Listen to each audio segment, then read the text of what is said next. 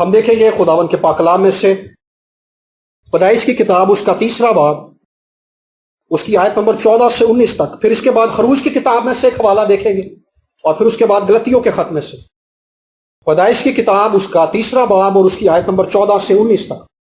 اور خداوند خدا نے سانپ سے کہا، اس لیے کہ تو نے یہ کیا، تو سب چوپایوں اور دستی جانوروں میں ملاؤن ٹھہرا، تو اپنے پیٹ کے بل چلے گا اور اپنی عمر بھر خاک چاٹے گا، اور میں تیرے اور عورت کے درمیان اور تیری نسل اور عورت کی نسل کے درمیان عداوت ڈالوں گا، وہ تیرے سر کو کچلے گا اور تو اس کی ایڑی پر کاٹے گا۔ پھر اس نے عورت سے کہا کہ میں تیرے درد حمل کو بہت بڑھاؤں گا، اور تو درد کے ساتھ بچے جنے گی، اور تیری رغبت اپنے شوہر کی طرف ہوگی، اور وہ تجھ پر حکومت کرے گا۔ اور آدم سے اس نے کہا، چونکہ تو نے اپنی بیوی کی بات مانی اور اس درخت کا پھل کھایا جس کی بابت میں نے تجھے حکم دیا تھا کہ اسے نہ کھانا، اس لیے زمین تیرے سبب سے لانتی ہوئی، مشقت کے ساتھ تو اپنی عمر بھر اس کی پیداوار کھائے گا، وہ تیرے لیے کانٹے اور اونٹ کے ٹارے اگائے گی، اور تو کھیت کی سبزی کھائے گا، تو اپنے منہ کے پسینے کھائے گا جب تک کہ زمین میں تو پھر لوٹ نہ جائے، اس لیے کہ تو اس سے نکالا گیا ہے، کیونکہ تو خاک ہے اور خاک میں پھر لوٹ جائے گا۔ اگلا حوالہ ہم دیکھیں گے خروج کی کتاب اس کا 34 باب آیت نمبر 7 ہے۔ ہزاروں پر فضل کرنے والا، گناہوں اور تقصیروں اور خطاؤں کا بخشنے والا، لیکن وہ مجرم کو ہرگز بری نہیں کرے گا، بلکہ باپ دادا کے گناہ کی سزا ان کے بیٹوں اور پوتوں کو 3 اور 4 پشت تک دیتا ہے۔ اگلا حوالہ ہم دیکھیں گے غلطیوں کے خط میں سے، غلطیوں کا خط اس کا 3 باب اور اس کی آیت نمبر 13۔ مسیح جو ہمارے لیے لعنتی بنا، اس نے ہمیں منہ لے کر شریعت کی لعنت سے چھڑایا، کیونکہ لکھا ہے کہ جو کوئی لکڑی پر لٹکایا گیا وہ لعنتی ہے۔ آمین۔ 3 حوالہ جات کو ہم نے بائبل مقدس میں سے پڑھا ہے۔ پہلا حوالہ ہم نے پیدائش کی کتاب میں سے پڑھا، جہاں پر خداوند خدا نے آدم اور ہوا اور سانپ کو سزا دی۔ وہاں پہ خداوند نے جو بات کہی کہ زمین تیرے سبب سے لعنتی ہوئی، اور تو تمام دستی جانداروں میں ملاؤن ٹھہرا۔ جس بات کی طرف میں چاہتا ہوں کہ ہم کچھ دیر کے لیے آج بات کریں، وہ لعنت ہے۔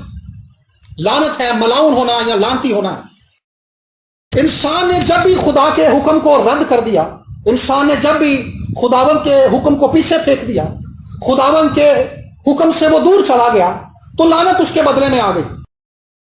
جب ابتدا میں آدم اور ہوا نے خداوند کے حکم کو، خداوند کے کلام کو رد کر دیا، تو لعنت آ کر ٹھہر گئی۔ خداوند نے کہا زمین تیرے سبب سے لعنتی ہوئی۔ جب بھی نسل انسانی خدا کے حکموں کو رد کر دیتے ہیں، خدا کے حکم کو پیٹ پیچھے پھینک دیتے ہیں، خداوند کی تحقیر کرتے ہیں، خداوند کے کلام کی عزت نہیں کرتے، خداوند کے کلام کو رد کر دیتے ہیں، تو لعنت یہ آٹومیٹک سسٹم ہے کہ لعنت آٹومیٹکلی آ کر ٹھہر جاتی۔ جب تک کوئی شخص خدا کے کلام کو اپنے دل میں رکھتا ہے، خدا کے کلام کے ساتھ کھڑا رہتا ہے، خدا کے کلام پر ایمان رکھتا ہے، تو وہ برکت کے نیچے چلتا ہے۔ لیکن جیسے ہی کوئی شخص خدا کے کلام کو رد کر دیتا ہے، خدا کے کلام کو چھوڑ دیتا ہے، تو وہ برکت سے نکل کر لعنت کے اندر آ جاتا ہے۔ ہم نے دیکھا کہ وہ بھی لعنت کے اندر آ گئے اور سزائیں دی گئیں۔ سام کو بھی سزا دی گئی، آدم کو بھی سزا دی گئی، اور ہوا کو بھی سزا دی گئی۔ لیکن یہاں پہ ایک جو بڑی عجیب بات ہے، جو ڈرا دینے والی ہے، کہ آدم نے تو خدا کا حکم توڑا ہے، آدم اور ہوا نے، اور انہوں نے اس درخت کا پھل کھایا ہے جس کے لیے خداوند نے منع کیا تھا۔ انہوں نے تو اتنا کیا ہے، بظاہر تو یہ کچھ نہیں لگتا، لیکن اصل میں اس کے پیچھے خدا کا حکم ہے، جس کی تحقیر کی گئی ہے، جس کی عزت نہیں کی گئی۔ جب انسان نے خدا کے حکم کو رد کر دیا، خدا کے کلام کو رد کر دیا، تو وہ زندگی سے نکال دیا گیا، وہ باغ عدن سے نکال دیا گیا، وہ خدا کی حضوری سے نکال دیا گیا، وہ مشقت اور پسینے کی کمائی کھانے کے لیے زمین پر لعنت کر دی گئی کہ زمین پر ہل چلایا جائے گا اور زمین اونٹ کٹارے اگائے گی۔ یہ لعنت ہے جو وہاں پر آ گئی۔ لیکن اس کے بعد ہم دیکھتے ہیں آدم اور ہوا کی جو اولاد ہے، قائن اور حابیل جو ہے، وہ اپنے بھائی کو حسد میں آ کر قتل کر دیتا ہے۔ وہ خداوند کے حضور قربانی چڑھانے جاتے ہیں، لیکن وہ اپنے بھائی سے حسد کرتا ہے، اور حسد میں آ کر وہ اپنے بھائی کو قتل کر دیتا ہے۔ دیکھیں کہ جو لعنت انسانوں پر ٹھہری ہے، وہ اگلی نسل میں کس طرح سے ملٹی پلائی ہو کر منتقل ہو رہی ہے۔ آدم نے کوئی قتل نہیں کیا، لیکن جب وہ لعنت اگلی نسل میں منتقل ہوئی ہے تو وہ بڑھ کر منتقل ہوئی ہے۔ اس کے اثرات پہلے سے زیادہ ڈینجرس ہیں، اس کے اثرات پہلے سے زیادہ خطرناک ہیں، اس کے اثرات پہلے سے زیادہ جو ہے گھبرا دینے والے ہیں، خطرناک ہیں، پہلے سے زیادہ جو ہے وہ پریشان کر دینے والے ہیں۔ فیملی کے اندر دراڑیں آ گئی ہیں۔ وجہ کیا ہے؟ لعنت پہلے سے زیادہ بڑھ کر نمودار ہوئی ہے۔ یہ بالکل ایسے ہی ہے جیسے اگر میں ایک سیب کھاؤں اور سیب کے اندر سے ایک بیج نکالوں، اس بیج کو میں زمین کے اندر بو دوں، دبا دوں، تو اس میں سے ایک درخت نکل آئے گا۔ ایک بیج بویا گیا ہے لیکن ایک درخت نکل آئے گا، اس کے اوپر کئی سیب لگیں گے، ان سیبوں کے اندر کئی طرح کے بیج ہوں گے۔ اس ایک بیج نے کئی طرح کا پھل پیدا کیا، ان پھلوں کے اندر کئی طرح کے بیج تھے۔ یہ لعنت جب اگلی نسل میں منتقل ہوئی ہے تو یہ اپنے اثرات کو بڑھا کر سامنے آ رہی ہے۔ تو جس طرح سے یہ لعنت اگلی نسل میں منتقل ہوتی ہے، اس کے اثرات پہلے سے زیادہ خطرناک ہوتے ہیں۔ کئی بار ہم سوچتے ہیں کہ یار جس طرح سے ہم چل رہے ہیں ہم اسی طرح سے چلیں گے، لیکن میرے عزیزوں میں سوچ سمجھ کر چلنے کی ضرورت ہے۔ ہمیں اپنی زندگی میں آگے بڑھنے کے لیے خداوند کے ساتھ کی ضرورت ہے۔ لاپرواہی سے خداوند کے ساتھ نہیں چل سکتے، کیونکہ لعنت جو ہے انسانوں کا پیچھا کر رہی ہے۔ جب آدم نے خدا کے کلام کو رد کر دیا تو وہ لعنت اگلی نسل میں منتقل ہو گئی، اور نسل در نسل یہ لعنت جو تھی آگے آگے منتقل ہو رہی تھی، اور اس کے اثرات جو تھے ہر آنے والی نسل کے اندر بڑھ رہے تھے۔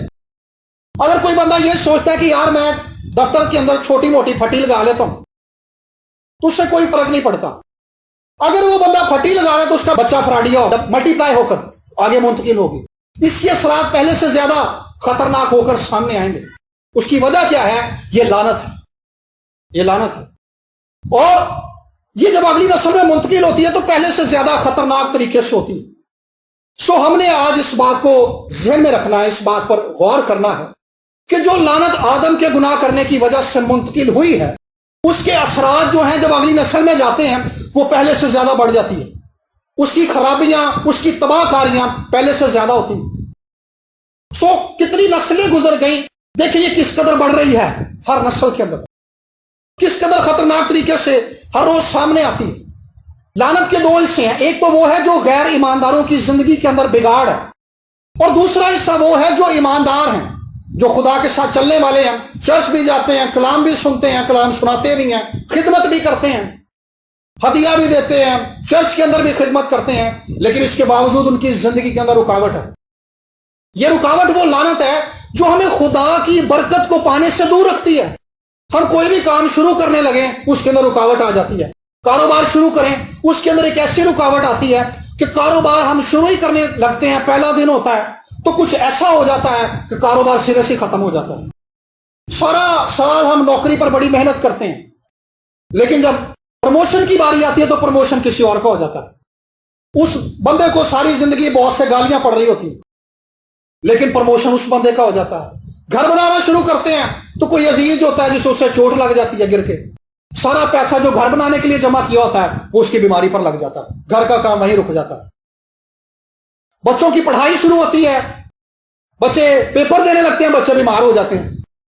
آپ کے پاس پیسہ جمع ہوتا ہے اور جس مقصد کے لیے آپ نے جمع کیا ہوتا ہے وہ اس سے پہلے ہی ختم ہو جاتا ہے۔ آپ اپنی زندگی کے لیے کوئی منصوبہ باندھتے ہیں، اس سے پہلے کہ آپ اس منصوبے کے لیے آگے بڑھیں اس کے اندر رکاوٹ آ جاتی ہے۔ یہ رکاوٹ وہ رکاوٹ ہے جو آدم سے لے کر انسانوں کا پیچھا کر رہی ہے۔ یہ رکاوٹ جب اگلی نسل میں منتقل ہوتی ہے تو اس کے اثرات پہلے سے زیادہ خطرناک ہوتے ہیں۔ مسلسل کئی لوگ بیمار رہتے ہیں، انہیں پتہ ہی نہیں ہوتا کہ میری بیماری کی وجہ کیا ہے، اس کے پیچھے بھی لعنتیں کام کرتی ہیں۔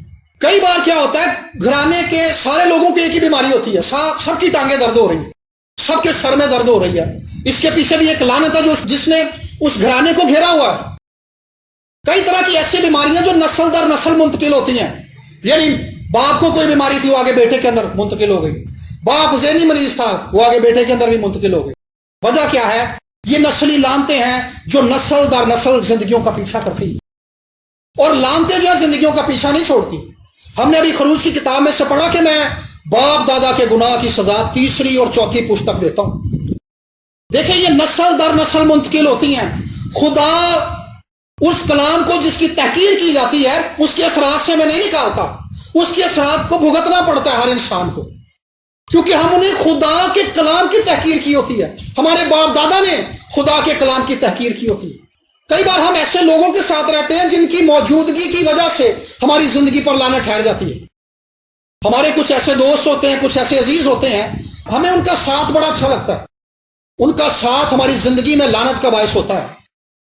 کئی بار ہم ایسے دوست بنا لیتے ہیں، ان دوستوں کے ساتھ ہماری زندگی میں رکاوٹ کا باعث ہوتا ہے۔ رونی بھائی یہاں پر بیٹھے ہوئے ہیں، ہم ایک دن دعا کر رہے تھے تو خداوند نے پاسٹر شاہد کو براہ راست یہ رہنمائی دی کہ ان کے کچھ دوست تھے، خداوند نے کہا کہ ان سے پیچھا چھڑا لے۔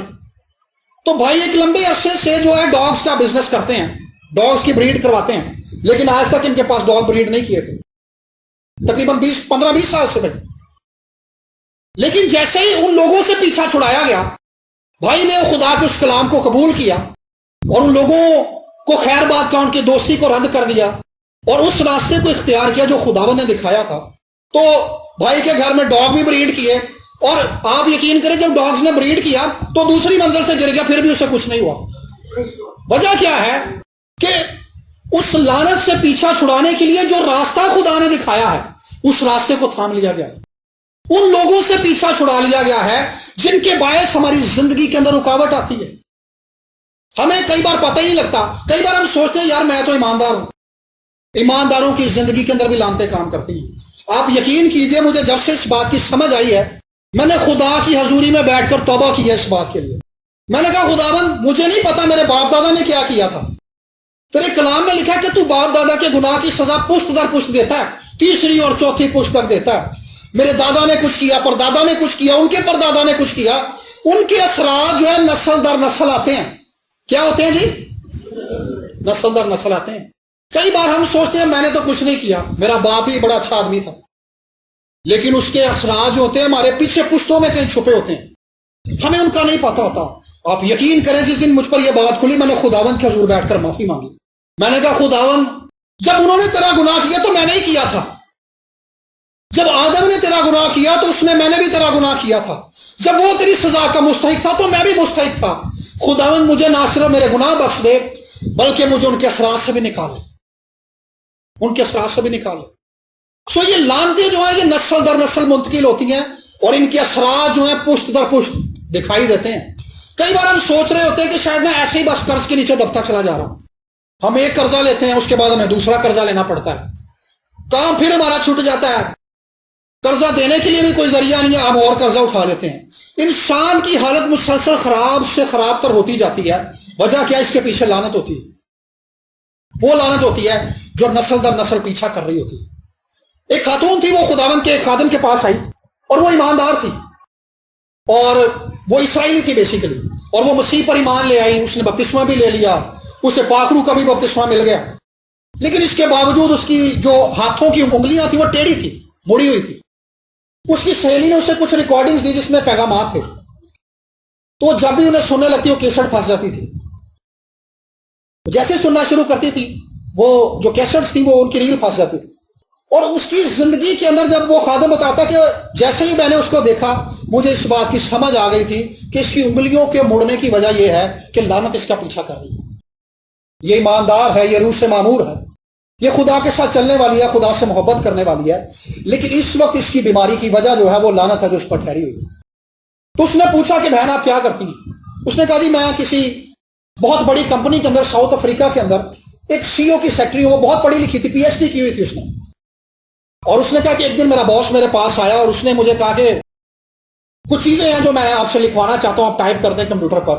اور جیسے ہی وہ ٹائپ کرنے لگی تو اس کا باس جس جادوگرنی کا مرید تھا اس نے جو اس کے لیے دعائیں کی ہوئی تھیں یا جو کچھ اس کے لیے برکات چاہیے ہوئی تھی یہ وہ تھی، تو اس نے انکار کر دیا۔ اس نے کہا جی میں ان کو نہیں لکھ سکتی کیونکہ یہ نہ تو خدا کی طرف سے ہیں نہ یہ خدا کے لوگ ہیں، نہ ہی جس طریقے سے یہ کام ہو رہا ہے یہ خدا کا کام نہیں ہے۔ تو اس جادوگرنی نے اس کے خلاف جادو کرنا شروع کر دیا، لیکن وہ خادم کہتا ہے کہ مجھے اس بات کی سمجھ آ چکی تھی کہ اس کو اس لعنت سے رہائی کی ضرورت ہے۔ جن لعنتوں کے اندر انسان پھنس جاتا ہے یا ایماندار پھنس جاتے ہیں، جن جو رکاوٹیں ہمارا پیچھا کرتی ہیں، میرے عزیزو ہمیں ان سے رہائی کی ضرورت ہے، اور رہائی کے لیے ہمیں خدا کے پاس آنا ہوگا۔ اور وہ بہن جب خداوند کے خادم کے پاس آئی، اس نے جیسے اس کے لیے دعا کرنا شروع کی اس کی انگلیاں سیدھی ہونا شروع ہو گئی، اور دعا کے اینڈ تک اس کی انگلیاں بالکل سیدھی ہو گئیں، اور اس نے جیسے ہی دعا ختم کی اس کی انگلیاں سیدھی تھی، اس نے کہا میں یہ نوکری چھوڑ دوں۔ وجہ کیا تھی؟ اس نے اس بات کو جان لیا تھا کہ پیسہ ضروری نہیں ہے، خدا کے ساتھ قائم رہنا ضروری ہے، خدا کی برکت کے نیچے چلتے رہنا ضروری ہے۔ سو ہم نے مسیح میں چلتے ہوئے اس بات کو پہچاننا ہے، اس بات کو یاد رکھنا ہے کہ وہ کون سی چیز ہے جس کے باعث ہماری زندگی کے اندر مسلسل رکاوٹ آ رہی ہے، جس کے باعث ہماری زندگی کے اندر مسلسل گراوٹ آ رہی ہے۔ جیسے میں نے پہلے کہا کہ جو لانتے ہیں یہ پشت در پشت نسلوں کا پیچھا کرتی ہیں۔ خدا نے یشوع سے کہا تھا، یشوع کی کتاب 6 باب کے اندر ایک حوالہ ہے، 6 باب کی 26 آیت کے اندر لکھا ہے کہ خدا نے حکم کیا تھا کہ جب یرو کو گرا دیا جائے تو کوئی بندہ یرو کے شہر کو پھر سے تعمیر نہ کرے۔ اگر کوئی بندہ یرو کے شہر کو دوبارہ تعمیر کرے گا تو جب اس کی بنیاد رکھے گا تو اس کا بڑا بیٹا مر جائے گا، اور جب اس کا پھاٹک لگائے گا تو اس کا چھوٹا بیٹا مر جائے گا۔ لیکن پھر سلاطین کی پہلی کتاب کے اندر ایک حوالہ موجود ہے، سلاطین کی پہلی کتاب 16 باب کی 34 آیت کے اندر ایک شخص ہے جس نے یرو کے شہر کو دوبارہ سے تعمیر کرنے کے لیے کوشش شروع کر دی، اور جیسے اس نے اس شہر کی بنیاد رکھی اس کا بڑا بیٹا مر گیا، جیسے اس نے اس کا پھاٹک لگایا اس کا چھوٹا بیٹا مر گیا، کیونکہ خداوند نے لعنت کی ہوئی تھی۔ ان دونوں عرصوں کے درمیان میں جب یشوع کے وسیلے سے خدا نے کلام کیا تھا، یہ لعنت کی تھی کہ کوئی شہر کو تعمیر نہیں کرے گا، اور جب وہ شہر بنایا گیا اس کے لعنت کے کیے جانے میں اور شہر کے دوبارہ تعمیر کیے جانے میں 500 سال کا عرصہ ہے۔ کتنے سالوں کا؟ 500 سالوں تک اس لعنت نے پیچھا نہیں چھوڑا، کئی 100 سالوں تک یہ لعنتیں پیچھا نہیں چھوڑتی۔ وجہ کیا ہے؟ وجہ یہ ہے کیونکہ ہم نے خدا کے کلام کو رد کیا ہوتا ہے، ہمارے بزرگوں نے خدا کے کلام کو رد کیا ہوتا ہے، یا ہم خود خدا کے کلام کو رد کر رہے ہوتے ہیں۔ سو میرے عزیزو، اس بات کو جاننے اور سمجھنے کی ضرورت ہے کہ ہمیں ان لعنتوں سے پیچھا چھڑانے کی ضرورت ہے۔ کئی بار ہم سوچتے ہیں کہ شاید یہ حادثہ ہے، یہ حادثہ نہیں ہے، اس کے پیچھے ابلیس کی پوری مشینری کام کر رہی ہوتی ہے، ابلیس کا پورا نیٹ ورک کام کر رہا ہوتا ہے۔ ہم جسے حادثہ سمجھتے ہیں، ابلیس کی پوری ایکٹیویٹی ہو رہی ہوتی ہے پیچھے، ہمیں لگتا ہے جیسے یہ حادثہ ہے۔ ہم اپنے بچوں کے بارے میں بڑا اچھا سوچتے ہیں لیکن ہم وہ کر نہیں پاتے، ہم کسی کام کو شروع کرتے ہیں لیکن وہ مکمل کر نہیں پاتے۔ وجہ کیا ہے؟ رکاوٹ آ جاتی ہے۔ یہ رکاوٹیں جو ہیں یہ لانتے ہیں، پلیز ہمیں خدا کی برکت کو پانے سے دور رکھتا ہے۔ کچھ بھی روحانی طور پر آٹومیٹک نہیں ہے، یہ یاد رکھیں، میں پھر سے دہرا رہا ہوں، روحانی طور پر کوئی بھی برکت آٹومیٹک نہیں ہے۔ اگر کوئی چیز قانونی طور پر آپ کی ہے، یہ ایک روحانی اصول بتانے لگا ہوں، اگر کوئی چیز روحانی طور پر آپ کی ہے اس کا مطلب یہ نہیں ہے کہ آٹومیٹک آپ کو مل جائے گی، آپ کو اس کے لیے فائٹ کرنی پڑے گی۔ خدا نے اسرائیل سے حکم کر دیا تھا کہ ملک کنعان میں نے تمہیں دے دیا ہے، ملک کنعان کی زمین تمہاری ہے، لیکن انہیں اس ملک میں بسنے کے لیے خدا کے کلام پر یقین کرنے کی ضرورت تھی، اور اس ملک میں بسنے کے لیے جنگ کرنے کی ضرورت تھی۔ ہمیں لیگلی طور پر، قانونی طور پر مسیح کے کفارے کے وسیلہ سے ہر ایک حق مل چکا ہے، ہم خدا کے خاندان کا حصہ بن چکے ہیں، ہم روحانی مقاموں پر بٹھائے گئے ہیں، ہم سے وعدہ کیا گیا کہ شفا ہماری ہے، لیکن ہم دیکھتے ہیں کہ ایماندار ہونے کے باوجود شفا ہماری زندگی میں کام نہیں کرتی۔ وجہ کیا ہے؟ یہ آٹومیٹک نہیں ہے، اس کے لیے ہمیں ایمان پر کھڑے ہونا پڑتا ہے، ایمان کا اقرار کرنا پڑتا ہے، ایمان کی جنگ لڑنی پڑتی ہے، ایمان سے چیزوں کو فیس کرنا پڑتا ہے، ایمان سے حالات کو فیس کرنا پڑتا ہے، ایمان سے حالات کا سامنا کرنا پڑتا ہے، ایمان سے حالات سے جنگ کرنی پڑتی ہے۔ پولس کہتا ہے کہ میں اچھی کشتی لڑ چکا، ایمان کی جنگ لڑ رہا ہے وہ، ایمان کی کشتی لڑ رہا ہے وہ۔ سو ایمان سے لڑنا پڑتا ہے ہمیں اپنے حالات سے۔ ابلیس جس کے ہاتھ سے ہم چھڑائے گئے ہیں، ہم چھڑا تو لیے گئے ہیں لیکن وہ ہمیں ان برکات کو پانے سے روک کے رکھتا ہے۔ جیسی ہم دعائیں کرنے لگتے ہیں، جیسی ہم خدا کی حضوری میں بڑھنے لگتے ہیں، رکاوٹ آتی ہے۔ کئی بار آپ نے بھی سنا ہوگا کہ جیسی ہم چرچ جانے لگتے ہیں ہمارے حالات پہلے سے زیادہ خراب ہو جاتے ہیں۔ بہن بھائیوں کو ایسا کہتے سنا ہے، کئی اسی وجہ سے چرچ جانا چھوڑ دیتے ہیں، مسیح میں چلنا چھوڑ دیتے ہیں۔ لیکن وجہ یہ ہے کہ ابلیس انہیں ان برکات کو پانے سے دور رکھتا ہے۔ لیکن کلام میں لکھا ہے کہ ابلیس اس لیے آتا ہے تاکہ مار ڈالے، ہلاک کرے اور چرا لے۔ وہ برکتوں کو بھی چرا لیتا ہے، وہ جو کچھ خدا نے میں دیا ہوتا ہے اس کو بھی چرا کر لے جاتا ہے، وہ خوشیوں کو بھی چرا کر لے جاتا ہے، جو کچھ خدا نے میں بخشا ہوتا ہے اسے چرا کر بھی لے جاتا ہے۔ لیکن یسوع نے کہا تھا کہ میں اس لیے آیا کہ وہ زندگی پائیں اور کثرت کی زندگی دینے آئے۔ سو میرے عزیزو، اس بات کو جانیے اور سمجھیے کہ ہم نے ان برکات کو پانے کے لیے لڑنا ہے۔ لڑنے کا مطلب یہ نہیں ہے کہ ہم نے کوئی جا کر گھر میں لڑائی شروع کر دینی۔ لڑنے کا مطلب یہ ہے خدا کی حضوری میں بیٹھ کر خدا کے کلام کا اعلان کرنا۔ جیسے اس عورت نے کہا تھا کہ مالک، کتے بھی انہی ٹکڑوں میں سے کھاتے ہیں جو مالک کی میز سے گرتے ہیں۔ اس نے اقرار کیا تھا کہ شفا تو خدا نے کہا شفا لڑکوں کی روٹی ہے، شفا ایمانداروں کے لیے ہے، یہ میں غیر ایمانداروں کو نہیں دے سکتا۔ سو جب یسوع کہہ رہے ہیں یہ ایمانداروں کے لیے ہے، تو کیا ہم اس بات کو مان لیں اگر ہم ٹھیک نہیں ہو رہے، ہم شفا نہیں پا رہے، تو کیا ہم اس بات کو مان لیں کہ بھائی اور میں ٹھیک نہیں ہو رہا، میں نے 2 سال ہو گئے نا دعا کر دے۔ بائبل میں تو اس شخص کا بھی ذکر ہے جو 38 برس سے بیمار تھا۔ وہ 38 برس سے 38 سال سے بیمار ہے، لیکن 38 سال کے بعد یسوع نے اسے شفا دے دی۔ سو جو کچھ خدا نے آپ کے لیے لکھ دیا ہے اس کو پانے کے لیے آپ کو ایمان پر کھڑا ہونا پڑے گا، ایمان کی جنگ لڑنی پڑے گی۔ ملک موعود انہیں دے دیا گیا تھا، لیکن اس میں بسنے کے لیے انہیں جنگ لڑنی پڑی تھی۔ اور اسرائیل کے اندر یہ قانون تھا کہ ان کے بچوں کو جو 20 سال سے اوپر ہوتے تھے وہ جنگ کرنی سکھاتے تھے۔ آج بھی اسرائیل کے اندر یہ اصول ہے کہ جو بچہ 20 سال سے اوپر ہو جاتا ہے وہ 2 سال کے لیے اسرائیلی آرمی کے اندر کام کرتا ہے، اس کے بعد اس کی اپنی مرضی ہے کہ وہ آرمی میں رہنا چاہتا ہے آرمی میں رہے، واپس آ کر اپنی نارمل لائف جینا چاہتا ہے نارمل لائف جیے، لیکن جنگی ٹریننگ اسے سیکھنی پڑتی ہے۔ سو یہی اصول آگے آ کر کلیسیا پر اپلائی ہوتا ہے کہ کلیسیا دعا اور ایمان کے بغیر نہیں چل سکتی۔ جس زمانے کے اندر ہم زندہ ہیں ہمیں گہری دعا کے اندر جانا پڑے گا، ہمیں خدا کا انتظار کرنا پڑے گا، ہمیں ایمان میں کھڑے ہونا پڑے گا، ہمیں خدا کے کلام کے پورا ہونے کا منتظر رہنا پڑے گا۔ حبقوق کے صحیفے کو پڑھیں تو وہ کہتا ہے کہ اسی زمانے میں اپنے کام کو بحال کر۔ وہ یہ نہیں کہہ رہا کہ خدا تو اپنے کام کو بحال کر چاہے میں مر جاؤں بعد میں پورا کر دینا، کہہ رہا نہیں، اسی زمانے میں اپنے کام کو بحال کر، بیگانہ کی نہیں، میری ہی آنکھیں خداوند کا جلال دیکھے گی۔ یہ وہ بات ہے جو ایک ایماندار کے منہ سے نکلتی ہے کہ خداوند تو نے اپنے کلام میں لکھوا دیا، یہ تیرا کلام سچا ہے۔ بائبل مقدس جو ہے اس میں خدا کا کلام نہیں ہے، بائبل مقدس خدا کا کلام ہے۔ کئی بار ہم سوچتے ہیں شاید اس کے اندر خدا کا کلام ہے، یہ سارے کا سارا خدا کا کلام ہے۔ خدا اس کے ایک لفظ کے پیچھے بھی کھڑا ہوتا ہے، اس کے ہر ایک لفظ کے پیچھے خدا موجود ہے، اس کی ہر ایک بات کے پیچھے خدا موجود ہے۔ اور جو کوئی بندہ اس کلام کے ایک لفظ پر کھڑا ہو جاتا ہے، خدا اپنے پورے لشکروں، اپنی پوری حکومت، اپنے پورے اختیار کو اس اکیلے بندے کے لیے ایکٹیو کر دیتا ہے، کیونکہ اس نے خدا کی بات کا یقین کیا ہوتا ہے، اس نے خدا کی بات کا یقین کیا ہوتا ہے۔ سو جو جنگ ہمیں درپیش ہے، جو رکاوٹیں ہمارا پیچھا کر رہی ہیں، جو ہمارے راستے کے اندر آ رہی ہیں، قرضے ہمارا پیچھا نہیں چھوڑ رہے، مہنگائی ہمارا پیچھا نہیں چھوڑ رہی، بیماریاں ہمارا پیچھا نہیں چھوڑ رہی، ہم اپنے مستقبل کو لے کر پریشان ہیں، ہم باس کے پاس جاتے ہیں وہ ہمیں کوئی اچھی امید نہیں دیتا، حالات خراب ہیں، لیکن جو چیز آپ کو زندہ رکھے گی وہ ایمان ہے۔ لکھا کہ جس کا توکل خداوند پر ہے، یہ سایہ کے صحیفے میں لکھا ہے، خداوند اسے سلامت رکھے گا۔ عبرانیوں کے خط میں لکھا کہ ہم ہٹنے والے نہیں کہ ہلاک ہوں، میرا راست باز بندہ ایمان سے جیتا رہے گا، ایمان سے جیتا رہے گا۔ جینے کے لیے ایماندار کو خدا کے کلام اور ایمان کی ضرورت ہے۔ خدا کا کلام ایک ایماندار کو اس مقام پر لے کر آتا ہے۔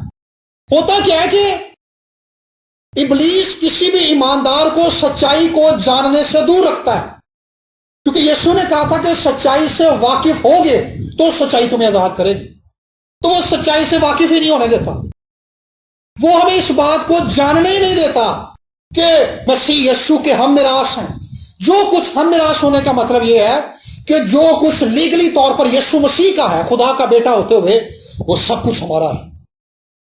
تو یسوع تو اپنی ساری زندگی میں کبھی بیمار نہیں ہوا، یسوع نے تو ابلیس کو بھی شکست دی، وہ اس کی آزمائش کرنے آیا لیکن اس نے اس کو شکست دی۔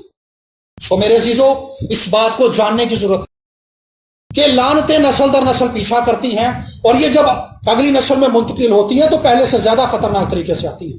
ہماری زندگی میں جو رکاوٹیں ہیں یہ آٹومیٹک نہیں ہیں، ان کے پیچھے ابلیس کا نیٹ ورک کام کر رہا ہے۔ جیسے وزیر اعظم ہے، اس کے نیچے سینیٹرز ہوتے ہیں، سینیٹرز کے ساتھ ایک صدر ہوتا ہے ملک کا، پھر اس کے بعد ایک کابینہ ہوتی ہے، MNA ہوتے ہیں، پھر ایک صوبائی کابینہ ہوتی ہے، پھر پولیس ہوتی ہے، آرمی ہوتی ہے، ایک پورا نیٹ ورک ہے۔ اسی طرح سے ابلیس کا بھی ایک پورا نیٹ ورک ہے جو کام کر رہا ہوتا ہے ان ساری چیزوں کے پیچھے۔ ہمیں لگتا ہے کہ سب کچھ آٹومیٹک ہے، حادثہ ہے، جیسے سب کے ساتھ ہوتا ہے ہمارے ساتھ بھی ہو رہا ہے. یہ حادثہ نہیں ہے, اس کے پیچھے ایک پوری مشینری کام کر رہی ہے. ہمیں اس بات کو پہچاننے کی ضرورت ہے. لکھا ہے کہ خداوند کو پہچاننے والے تقویت پا کر کچھ کر دکھائیں. سو جب ہم خدا کے کلام پر غور کرتے ہیں, خدا جب اپنے کلام کے وسیلہ سے ہمارے حالات اور ہماری رکاوٹوں کو ہمارے آگے کھولتا ہے کہ ہماری زندگی میں رکاوٹ کیوں ہے, خدا کھولتا ہے اس لیے تاکہ ہم جان کر اس سے نکل جائیں. خدا جب کسی راستے کو کھولتا ہے تو خدا نکلنے کی راہ بھی اس کے ساتھ دکھا دیتا ہے, نکلنے کی راہ دکھاتا ہے. سو میرے عزیزو, جس بات کو ہمیں جاننے اور سمجھنے کی ضرورت ہے کہ شفا ہماری ہے, برکات ہماری ہیں, خدا نے ہمیں لعنتوں سے چھڑا لیا ہے, لیکن یہ رکاوٹیں ہماری زندگی میں اسی لیے آ رہی ہیں کیونکہ ان کے پیچھے ابلیس کام کر رہا ہے. یہ آٹومیٹکلی ہماری زندگی سے دور نہیں ہوگی, ہمیں ان کے لیے فائٹ کرنی پڑے گی.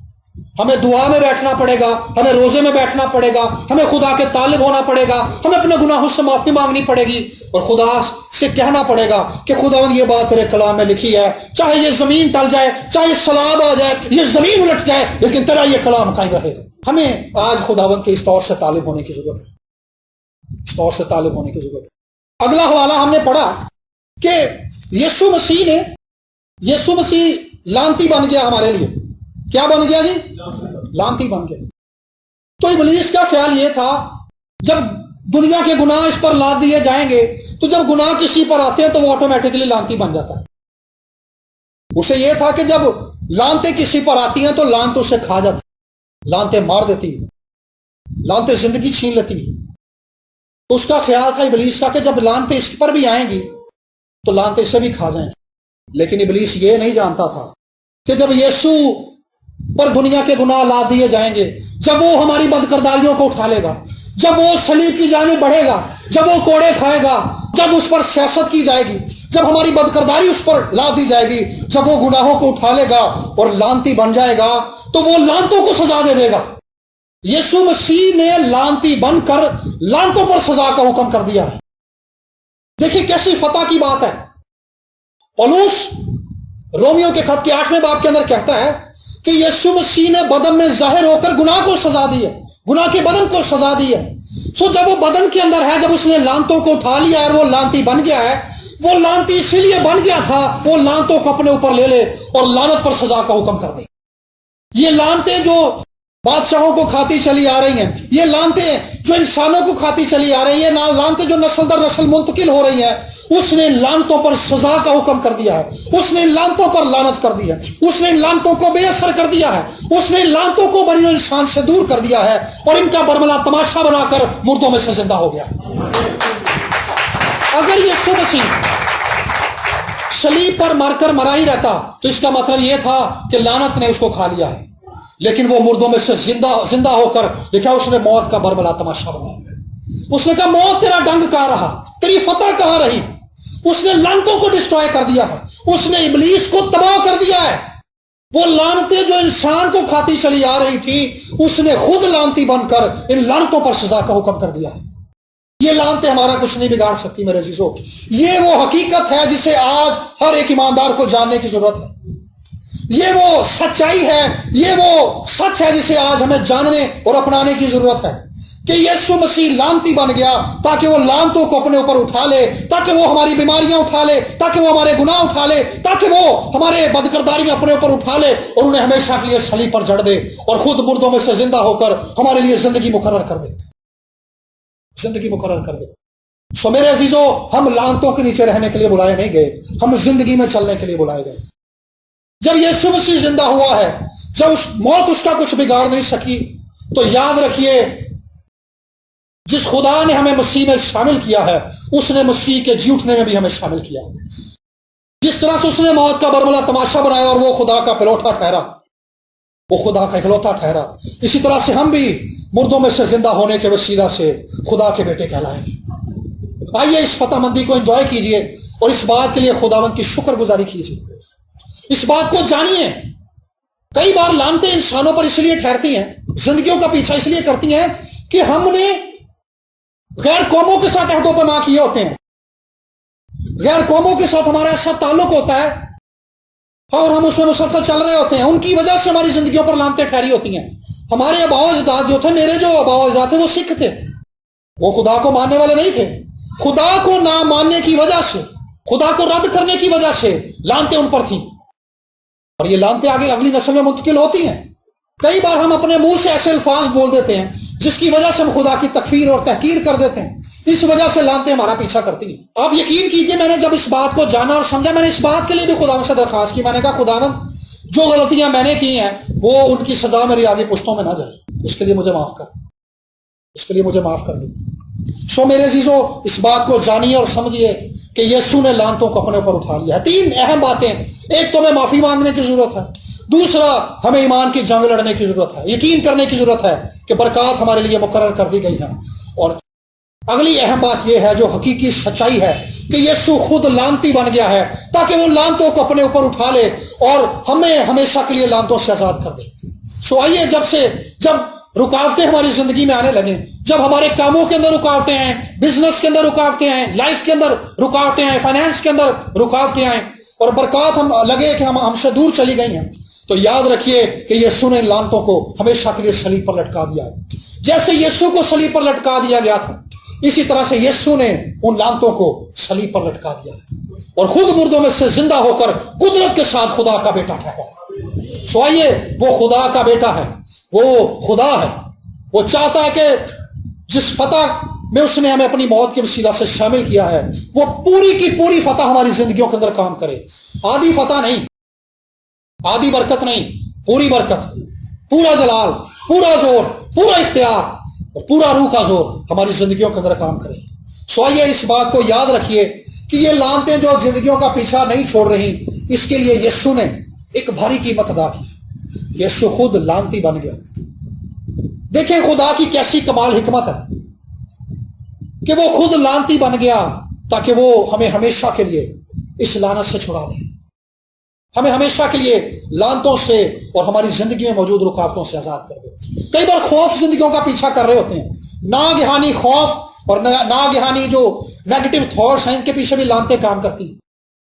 آئیے، مسیح نے ان کے لیے پوری قیمت ادا کی ہے، مسیح نے ان لعنتوں سے آزاد کرنے کے لیے اپنی جان صلیب پر دی ہے۔ آئیے آنکھوں کو بند کریں گے، اس بات کو جاننے کے بعد، اس بات پر غور کرنے کے بعد، آئیے ہم کچھ دیر کے لیے اس سے پہلے کہ آگے بڑھیں، یہ وقت ہے کہ ہم آج خداوند سے اقرار کریں، کیونکہ ہم نہیں جانتے پچھلی پشتوں میں کیا ہوا، لیکن اس نے کہا کہ میں باپ دادا کے گناہ کی سزا بیٹوں اور پوتوں کو تیسری اور چوتھی پشت تک دیتا ہوں۔